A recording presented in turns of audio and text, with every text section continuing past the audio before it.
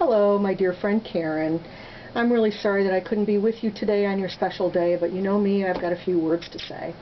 So, I just want to say you've known me for a very long time. You knew that I was pregnant before anybody else aside from my husband, and of course myself. I won't tell everybody how you knew that I was pregnant 22 years ago, but suffice it to say that I've never needed a La Leche instructor because I've always had you. Thanks, Karen. You know, I came to my job in a time that was pretty tumultuous for my agency. There was thievery and arson and fraud and all kinds of crazy stuff, sex scandals. It was kind of like Congress or the CIA right now. Suffice it to say that I did not have very good, strong, positive role models in my life when I first came to Community Action until I met you.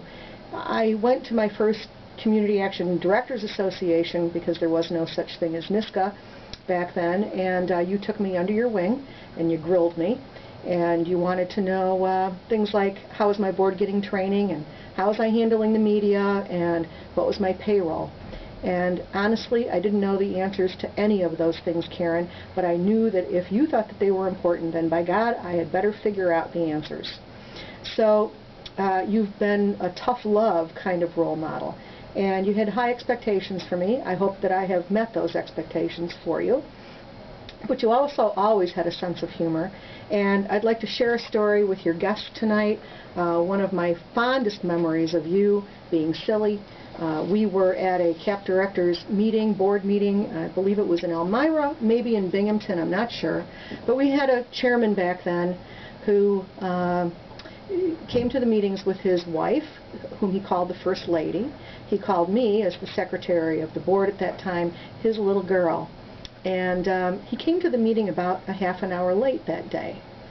Said that he'd been pulled over on the side of the road.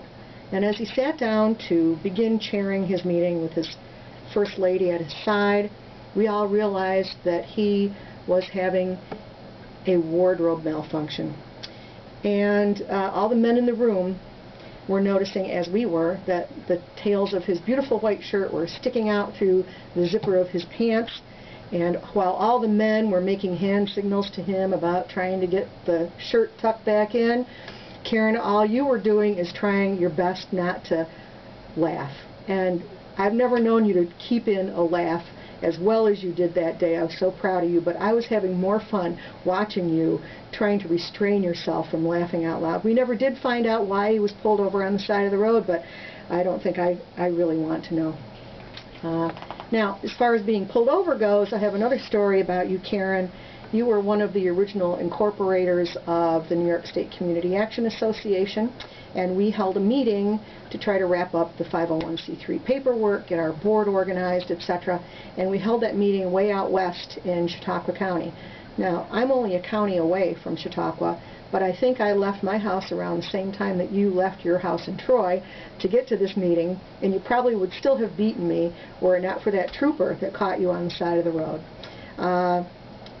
I won't tell everybody that's with you tonight how fast you were going, but it's a round number that ends in 0, somewhere halfway between 80 and 100.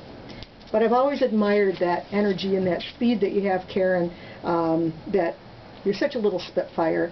You're always going too fast sometimes. And your passion is second to none.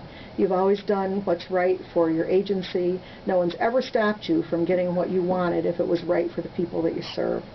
The lesson I took away from you more than any other, though, was your passion for your family, your dedication to your family. And I know that you've always thought of CEO as your family, but now it's time to focus on your hubby, your wonderful children, your beautiful grandchildren, and I hope that as you leave the network that you remember that you've been a legacy, not just for your own community, but for the community action movement as a whole. And I know I'm not ready to see you leave, but I know that your family is ready to have you all to themselves, and I hope you enjoy every day of your retirement. I'm filming this at work, so I can't join you with an Absolute and cranberry, but my friend, here's to you. Cheers.